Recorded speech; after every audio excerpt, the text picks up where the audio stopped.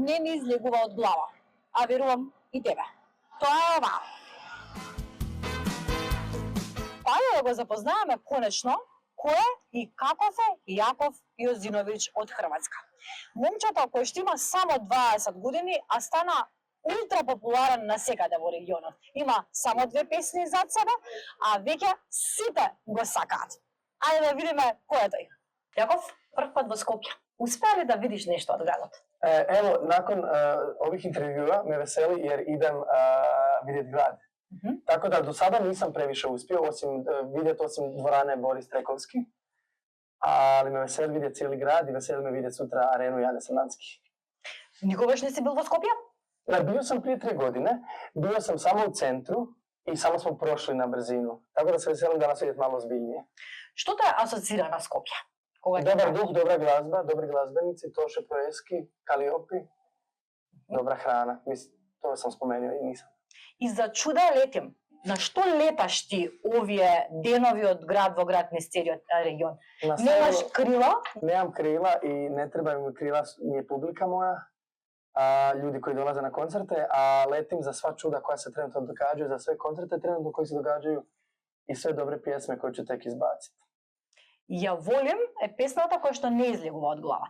Може ли краток историјат како настана оваа песна, како падна во твои раце? Pjesma je nastala tako što me Laura, koja pjeva inače moj back vokal i sestra, nazvala i rekla: Jakov, imam pjesmu za tebe. Ja sam došao kod nje i pjesmu su završili ni manje više nego u pola sata.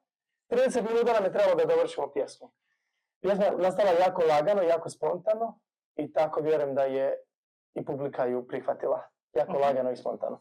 Гледаме видеозапис, спот, кој што има ретро вајб. Da. Тоа ти го одбираш? Ти си тој што... Da, to sam ja izabrao. To je bila moja želja. Зошто? Што? Ja volim se malo baviti spotovima, jer vjerujem da ipak ima publika koja i gleda spotove, recimo vi ste ga primijetili. I to mi je iznimno bitno i nekako mi se taj retro vibe baš za ovu pjesmu svidio. Mislim da smo pogodili. Jesmo li? Апсолутно да. Велиш, Лаура ти е сестра? Родена сестра? Da. Имаш една сестра? Imam. Има само сестра? 2. Лаура и Марија, така? Laura mi je scenska, a Marija mi je obiteljska. Значи имаш една сестра. Da. Како фамилијата реагира на целата таа популарност која што ти ја имаш? Како твоите дома реагираат на тоа што ти се случило? Pa znate kako, cijeli život su nekako oni znali da se ja želim ovim baviti, tako da su nekako već predosjećali da bi se ovo jednom moglo dogoditi, ali naravno nisu baš očekivali ovoliko brzo i ovoliko veliko. A jako su zahvali, velika su mi podrška i pola toga ni oni ne mogu biti svjesni, kao ni ja. Бидејќи си на политички студии, како тоа влезе во светот на музиката? Значи... Pa smjer medij i javnost je dio fakulteta, a medij i javnost i marketing idu uz glazbu. Eto kako, tako da sam zato to i upisao. Имате ли во фамилијата друг човек кој што се занимава со музика или ти си првиот? Ja sam prvi koji se ozbiljno time želi baviti, definitivno da. Ali svi vole glazbu i svi nekako osjete. Како ти го доживуваш тоа кога некој ќе ти каже дека потсетуваш со својата енергија на нашиот Тоше?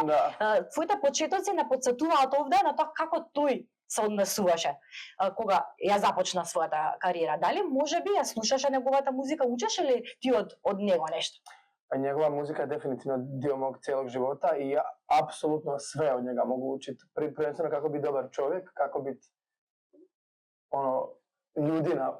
ljudina od sebe, a na kraju dana i kako glazbu raditi. Tako da on za mene ogromna inspiracija i neki uzor koji će mi cijeli život biti putokaz.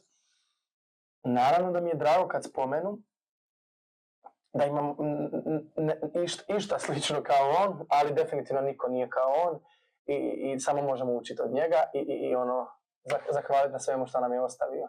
Пред неколку месеци насловите за тебе беа човекот кој што нема ниту една песна полни рекордно сали. Сега веќе имаш зад себе 2 песни и полниш рекордно сали. Какво е чувството? Predivna zahvalnost, to je ono za što ja letim. To je baš onaj primjer ime na turneji Ja za čuda letim. Sve ovo što se događa, pa na kraju dana i ova pjesma koja mi je lijepo prošla i čuo sam da i Makedonci slušaju, ja volim, tako da je sve predivno i sve je stvarno za što ja letim. Може ли да ни кажеш нешто приватно за себе? Што правиш ти во приватно време? Pa zapravo sve povezano za ovo. Немаш слободно време? Pa zadnjih par mjeseci možda nemam, ali to tako treba i biti. Ja se sad trebam ljudima dati. Ja sad trebam cijelog sebe dati za ovu turneju, da bude najbolja ikad i da onda nakon godinu dana kad turneja završi mogu sjest kući i odmarat se i gledat kako je to dobra turneja bila. Имаш ли домашно милениče, куќа, мача, нешто, дали чуваш дома животно? Nemam, ali bi volio jednom imati psića nekog. Ili macu. А, возиш велосипед, спортуваш нешто, со што се занимаваш? Trenutno idem u teretanu, prije sam trenirao tenis i tenisu se planiram vratiti jer mislim da je tenis moja ogromna ljubav. На 9 април, што да очекуваме? Neočekivano. Одлично. Očekujem splet emocija, predivnu večer, jedan od najboljih koncerata na kojim si bili, ja ću se stvarno potruditi da to bude.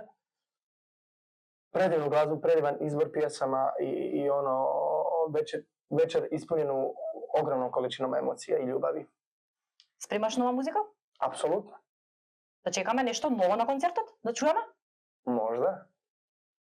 Фала To ти. će vidjeti 9.4. u areni Jane Sandanski. Hvala vama. Фала ти многу. Мило.